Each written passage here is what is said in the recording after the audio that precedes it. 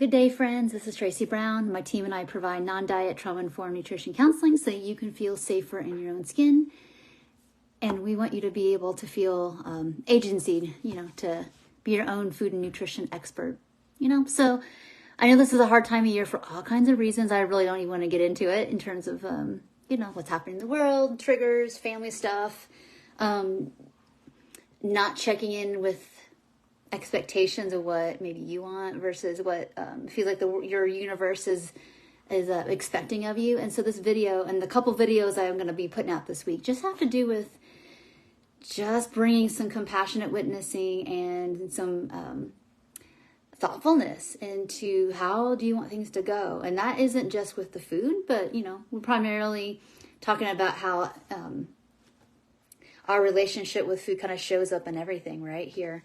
And, so yesterday I put out a video. I'm going to put out a couple of my past videos. Every year I do, at least 2 of these kind of videos, maybe a couple times a year. So the list is getting bigger than, I've been doing these live videos for, 6 years, 7, I'm not sure how long, and consistently. So there's a nice little collection. So if you want to search here on Facebook, you can go to YouTube and search my channel and you'll find Tracy Brown, RD, holiday, and you're going to probably get at least a half dozen videos, maybe more. So we'll just add this one to the list, as time goes on here, of getting clear about how you want things to go and what's going to nourish you, and not just what's going to nourish you food-wise, which is important, especially when there may be a less variety of food. And the truth is with our bodies that our bodies only want so much of any one thing.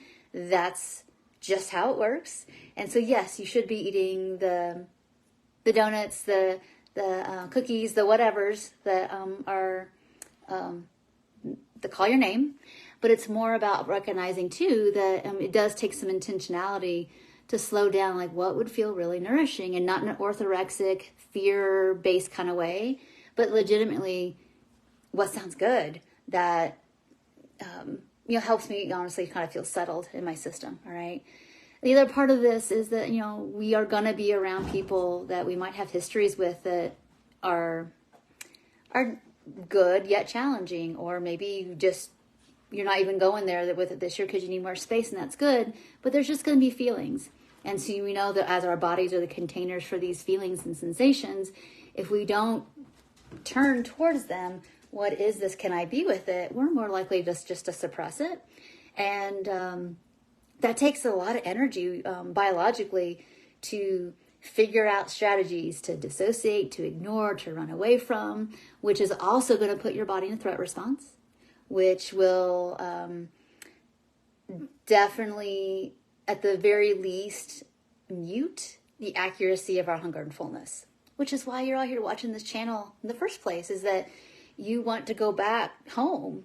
Going back home is our bodies are made to eat from hunger and fullness. That's just how your equilibrium is. That's where home is with our eating, and to try a variety of foods and figure out which combinations of which things fit and matter the most to your your personal vitality. And so no program out there is ever going to be able to pin that down for you. That's up to you, and being present moment by moment until it becomes natural. And that may take months, years, whatever it is. It's worth it.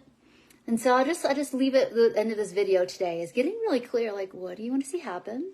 How are you doing? What kind of support do you need? Whether it's more relational group support, whether it's somebody just I do so much of this right now. This time of year is very typical for me to be taking a notebook and categorize, going through a day, going through several days of a week, upcoming maybe certain events or around events, or just around deadlines or things, projects that are work related or whatever with people, to figure out how do we put in the self-care? What makes sense? What are the barriers?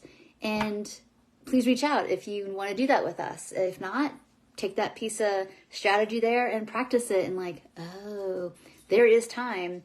My mind is making it bigger than what it is, or I'm afraid I'm going to do it wrong. So you can start to see the mental or emotional barriers in our day-to-day.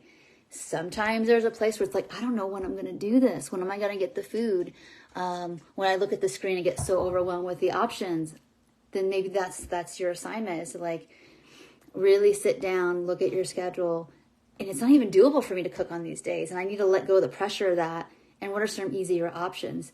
Really sitting down, because sometimes the barriers are just the internal overwhelm. Because again, you're knowing, inside knows that like with what I already have said I have to do, there's no room for that.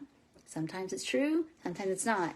If you're finding you're looking at your life and it's like, yeah, there's no room for me in it. There's no room for my food, my recovery, my self-care, connection, joy that would actually help me open up my window of tolerance. No wonder things are stagnant or aren't moving forward. It's because there's no space for it in there. And that's the barrier that we've got to work on. So I hope this helps to you today. I'm going to put a link down below. I have a tool on my website, and it's called, actually I forgot the name of it, but basically it's a couple little charts, just what I was talking about, to walk through like how full do you need to be for this food to work for you, so that you can do your life in a really thriving kind of way and still get your needs met. So you're going to have to plan for that. And, we can use hunger and fullness cues to help us do our lives. And that's what it's supposed to be for. But if we're constantly trying to catch up or winging it, that's where we're going to get frustrated. So we want to create appropriate expectancy for our bodies that, okay, the adult's here, they're going to feed you. And also other needs are going to get met too. So I'll put a link to that on below here. And it's in the free gifts. So there's 4 free gifts. This is the one about planning for hunger and fullness, basically. And that's it. I think that's it for now. I'll just leave it there. And I'll put another video this week about whatever feedback you guys have for this video. What kind of support you're feeling like is missing. What are the things you're telling yourself you have to do? And there's some belief that it's too much and I can't say no.